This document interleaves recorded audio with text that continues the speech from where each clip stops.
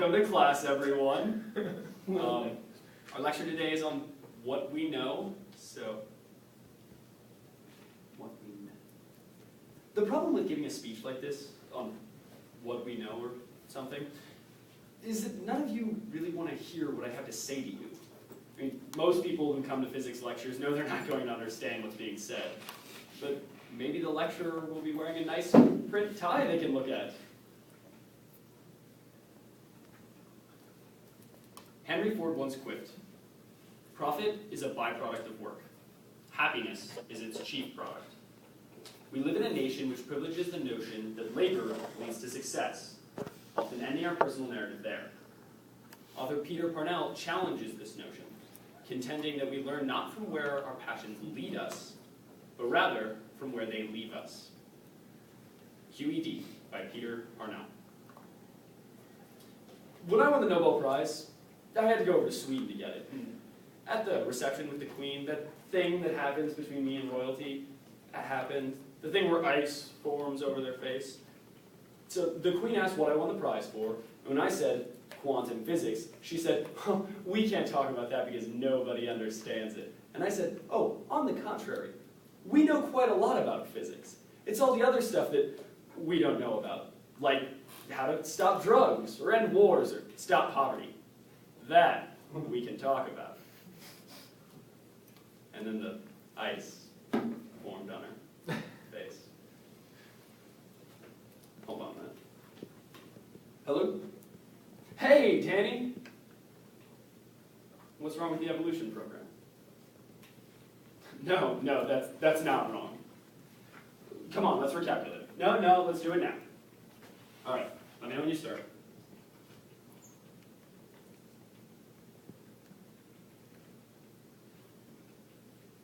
Okay, what'd you get? Told you we were right. All right, talk to you later.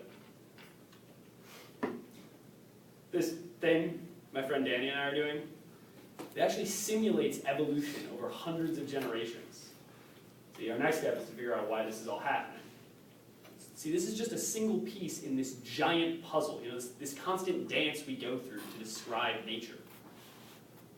Which is a really good place to start what we know.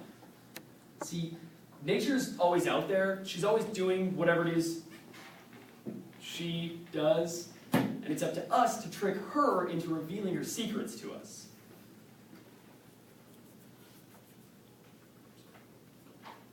Hold on a second. Yep.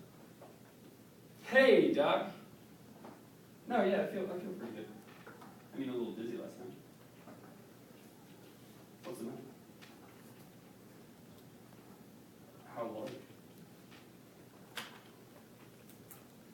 When do you want me back in the hospital? Monday. Let me call you back.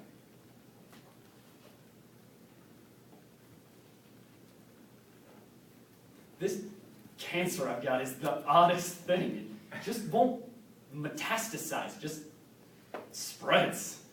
The first cancer I got removed about 4 years ago, along with one of my kidneys. They thought they got it all, but then it showed back up in this crazy pattern in my intestines. Dr. Hackett said he wanted to cut out as much as he possibly could. He said he wouldn't stop until he saw the table. He's a really, really good surgeon. But folks kind of seem to go to him as a last resort. The thing about solving a problem in life or in science is that you have to think it through rationally, even if you disagree with it emotionally. If your intuition disagrees with what your reasoning concludes, that's all right. You're entitled to your beliefs. When we were at Los Alamos, we were under tremendous pressure. I mean, we were racing against Hitler to build the bomb. So to alleviate that pressure, to help myself think clearly, I broke into safes.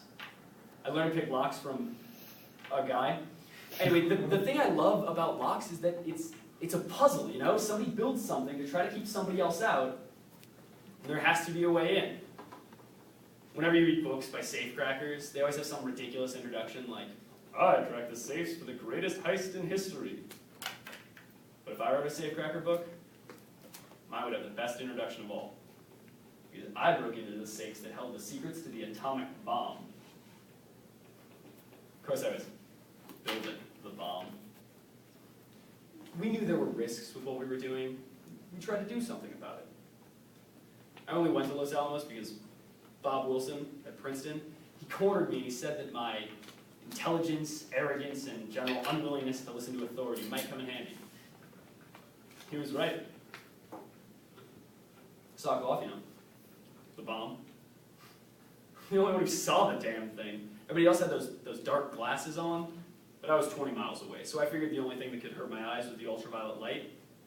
So I get behind a truck windshield, because ultraviolet doesn't go through glass. Anyway, time comes, and there's this tremendous flash, and you just see white light changing into yellow and then into orange, and the whole orange cloud starts to rise and billow, get a little black around the edges, and you see it's this huge smoke cloud with lightning flashes inside. 30 seconds later, there's just this tremendous noise. That's how I really knew it had worked. Hold on. Yeah. Hey, Doc, yeah, I was supposed to call you back. Listen, I was reading up on this operation. If I go through with this, I could lose my one good kidney and be on dialysis the rest of my life. Listen, I was wondering, how much time am I looking at if we don't go? 6 months to a year.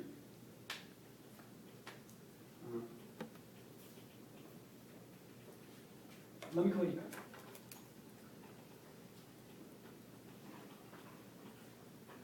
After the bomb went off, we had parties. I mean, everybody ran around, and one man, Bob Wilson, just sat there. What are you moping about? I said. And he said, it's a terrible thing we made. See, that was the problem. We had a great time at Los Alamos. Too good a time. That's what made Dr. Beeth say we sinned. We sinned because we enjoyed solving the problems of the bomb. Like we would have enjoyed solving any big problem. And although it was started for the right reasons, it was a dumb idea.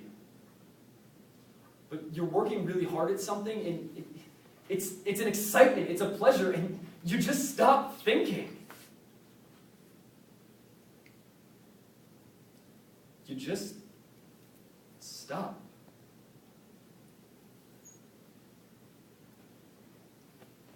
To summarize, what we know.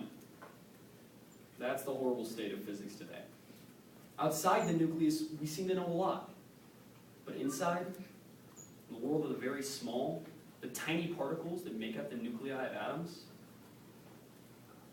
that's a world we don't totally understand. Will we ever understand it? We don't know. But not knowing is far more interesting than believing an answer which might not be true.